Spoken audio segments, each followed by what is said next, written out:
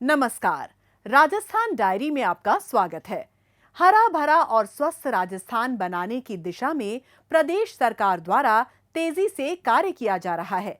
इसके लिए एक ओर जहां राज्य में बड़े स्तर पर पौधारोपण किया जा रहा है, वहीं राज्यवासियों को पर्यावरण संरक्षण के प्रति जागरूक भी किया जा रहा है।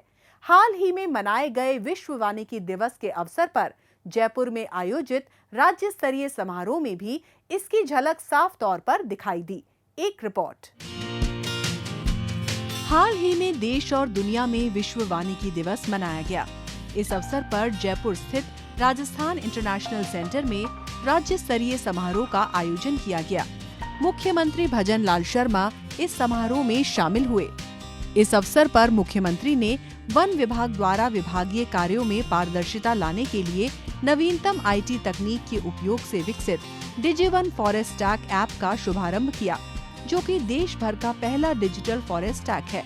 इसके साथ ही उन्होंने सीता माता वन्य जीव अभयारण्य में इको टूरिज्म फैसिलिटीज और केवलादेव राष्ट्रीय उद्यान, भरतपुर व नाहरगढ़ बायोलॉजिकल पार्क में गोल्फ कार्ट सुविधा को प्रदेश की जनता को समर्पित किया। समारोह के दौरान वन मृदा स्वास्थ्य कार्ड एवं राजस्थान में जलवायु परिवर्तन प्रतिक्रिया और पारिस्थितिकी तंत्र सेवा संवर्धन के लोगों का अनावरण और वन प्रशिक्षण एवं प्रबंध संस्थान का डिजिटल माध्यम से शिलान्यास भी किया गया। कार्यक्रम के दौरान मुख्यमंत्री ने वन मित्रों को किट प्रदान की और वन विभाग में कार्यरत महिला कार्मिकों को भी उत्कृष्ट कार्य के लिए सम्मानित किया। इस अवसर पर मुख्यमंत्री ने पौधारोपण किया और गोल्फ कार्ट को हरी झंडी दिखाकर रवाना किया। इस दौरान मुख्यमंत्री ने कहा कि प्रकृति हमारे जीवन का आधार है।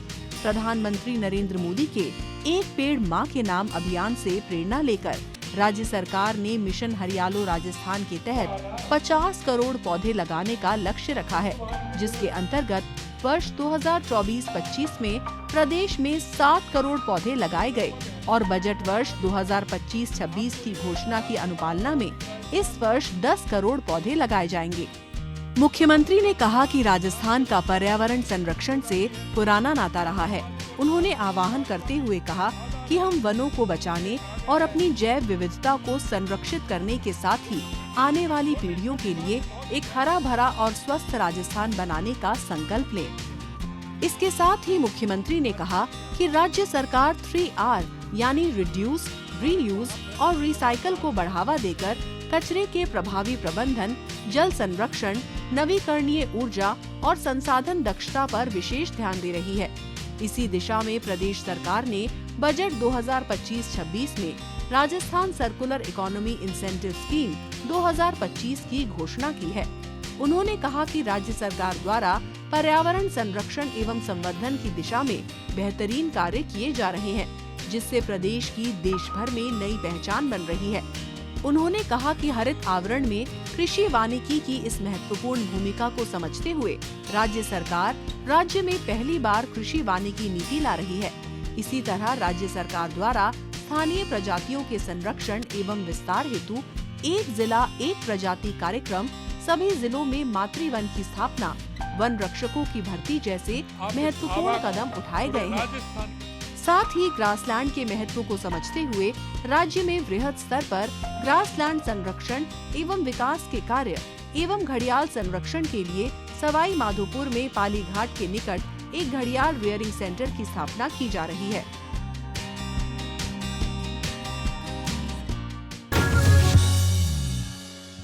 किसानों की खुशहाली राजस्थान सरकार की सर्वोच्च प्राथमिकताओं में शामिल है।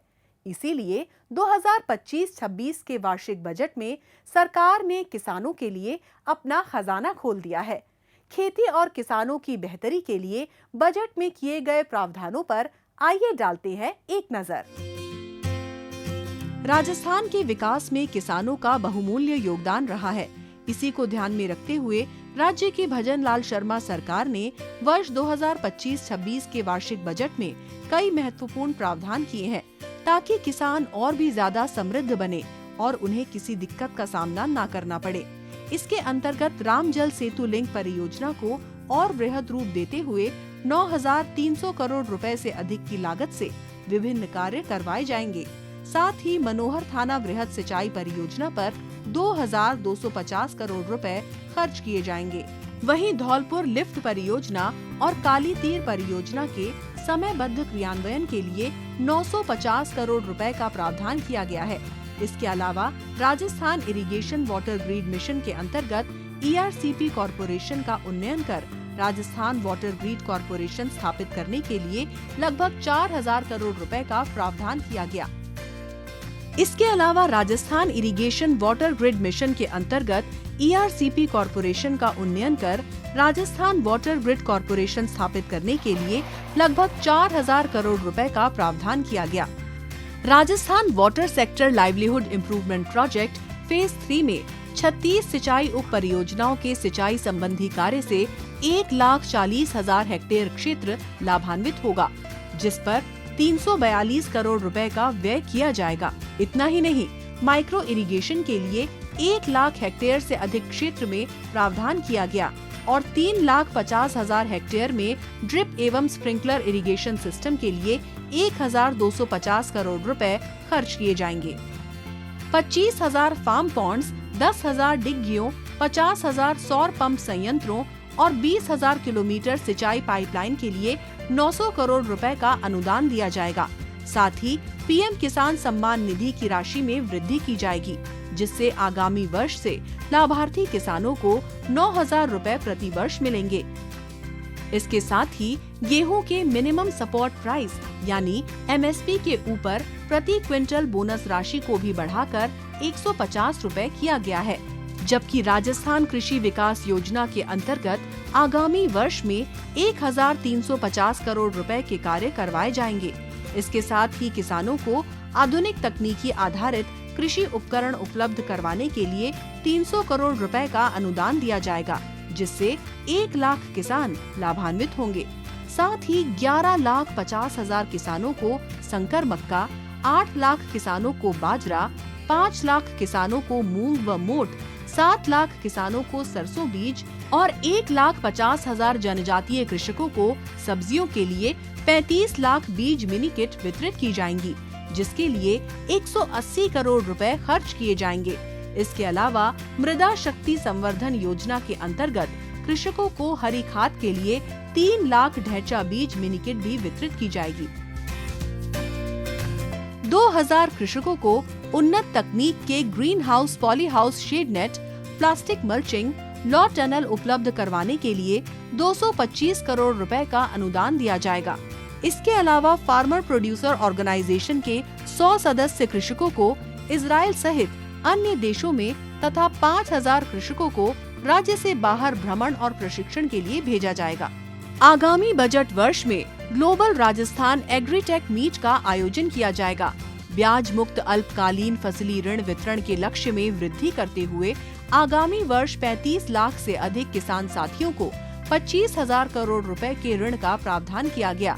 इसके लिए 768 करोड़ रुपए ब्याज अनुदान पर व्यय किए जाएंगे। साथ ही गोपाल क्रेडिट कार्ड योजना के अंतर्गत 2,50,000 गोपालक परिवारों को 150 करोड़ रुपए की अनुदान राशि से ब्याज मुक्त ऋण दिया जाएगा। नवीन स्थापित 8 जिलों में क्रय विक्रय सहकारी संघों की स्थापना की जाएगी।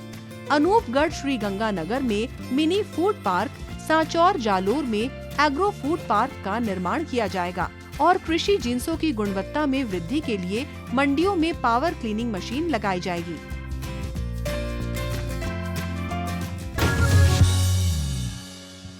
आइए अब डालते हैं एक नजर कुछ और खबरों पर। राज्य को नई पहचान देने के लिए राजस्थान सरकार द्वारा हर स्तर पर जोरदार प्रयास किए जा रहे हैं। मुख्यमंत्री भजन लाल शर्मा द्वारा राज्य में चल रहे सभी विकास कार्यों की स्वयं निगरानी की जा रही है, ताकि कहीं कोई कमी न रह जाए। इसी के तहत हाल ही में मुख्यमंत्री द्वारा जयपुर में प्रस्तावित राजस्थान मंडपम की कार्य योजना के संबंध में उच्च स्तरीय बैठक आयोजित की गई। इस अवसर पर मुख्यमंत्री ने कहा कि प्रदेश की अर्थव्यवस्था को $350 बिलियन बनाने के लक्ष्य की पूर्ति के लिए राज्य सरकार औद्योगिक, पर्यटन एवं सांस्कृतिक गतिविधियों के प्रोत्साहन के लिए कृत संकल्पित होकर कार्य कर रही है। उन्होंने कहा कि राजस्थान मंडपम के माध्यम से व्यापारिक एवं सांस्कृतिक कार्यक्रमों के लिए विश्व स्तरीय सुविधाएं उपलब्ध करवाई जाएंगी, ताकि प्रदेश बड़े बड़े आयोजनों के लिए पहली पसंद बनने के साथ ही यहां कॉन्फ्रेंस टूरिज्म को बढ़ावा मिल सके।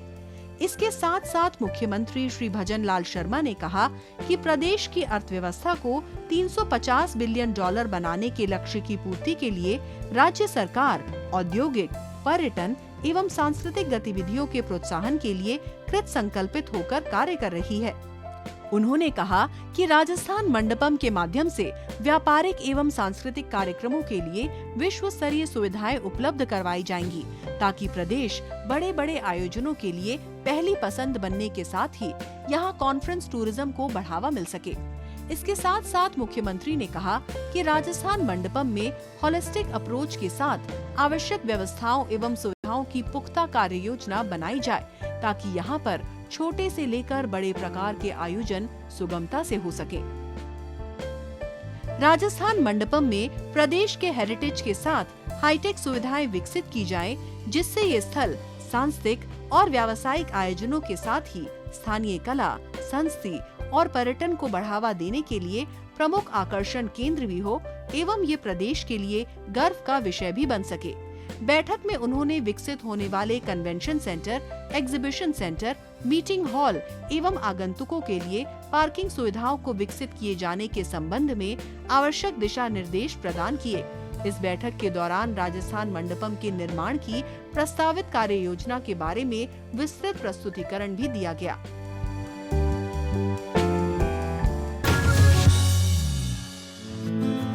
मुख्यमंत्री भजन लाल शर्मा ने जयपुर स्थित मुख्यमंत्री निवास पर विभिन्न विभागों की परियोजनाओं एवं योजनाओं की समीक्षा बैठक बुलाई।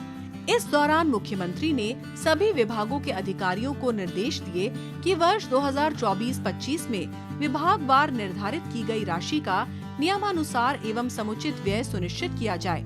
इसके साथ साथ मुख्यमंत्री ने कहा कि जन कल्याण को सर्वोच्च प्राथमिकता देते हुए बजट घोषणाओं एवं जन कल्याणकारी योजनाओं का समयबद्ध क्रियान्वयन सुनिश्चित किया जाए।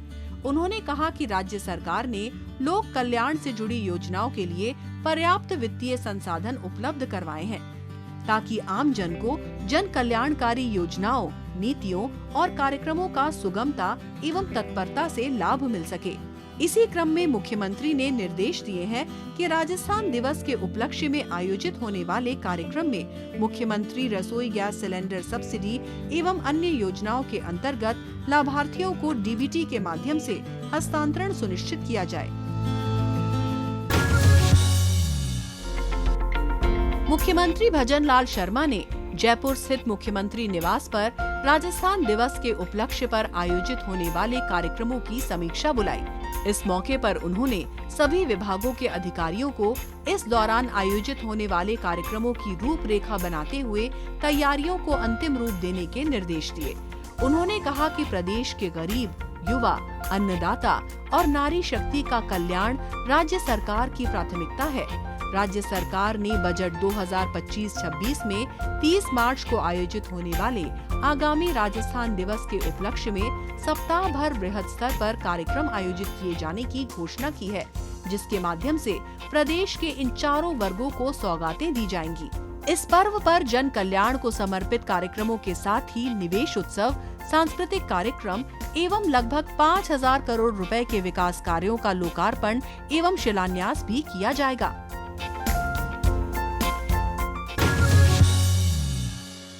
राजस्थान डायरी में आज बस इतना ही। अगले हफ्ते राज्य की नई गतिविधियों की जानकारी के साथ हम फिर होंगे हाजिर। तब तक के लिए दीजिए इजाजत। नमस्कार।